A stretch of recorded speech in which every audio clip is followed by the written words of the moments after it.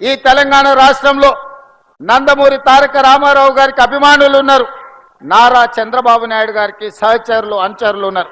వాళ్ళందరికీ నా విజ్ఞప్తి ఒక్కటే, ఈ తెలంగాణ రాష్ట్రంలో తెలుగుదేశం ఉండొద్దని కక్ష గట్టి ఆ పార్టీ నాయకత్వాన్ని దెబ్బతీసిన చంద్రశేఖరరావును బీఆర్ఎస్ ను సమూలంగా 100 మీటర్ల గోతి తీసి పార్టీ పెట్టినప్పుడే బీఆర్ఎస్ వాళ్ళు గద్దెలు దిగాలి, ఊర్లలో బీఆర్ఎస్ దిమ్మలు కూలాలి.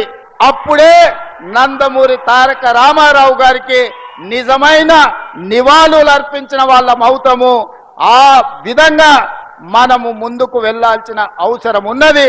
బీఆర్ఎస్ ను బొంద పెట్టాల్సిన బాధ్యత మన అందరి మీద ఉన్నది. మిత్రులారా, బీఆర్ఎస్ జెండా గద్దెలు కూల్చాలని మాట్లాడుతుండు. బిడ్డను బీఆర్ఎస్ జెండా గద్దెల దోలికొస్తే నీ గద్దె కూల్త జాగ్రత్త అని చెప్పి హెచ్చరిస్తా ఉన్నాం. దుమ్ము అయిపోతావు బిడ్డ నువ్వు. అయినా బీఆర్ఎస్ పార్టీ నువ్వు కూలిస్తే బీఆర్ఎస్ పార్టీ ఏదో జెండా గద్దెల్లో లేదు, ప్రజల గుండెల్లో ఉన్నది బీఆర్ఎస్ పార్టీ.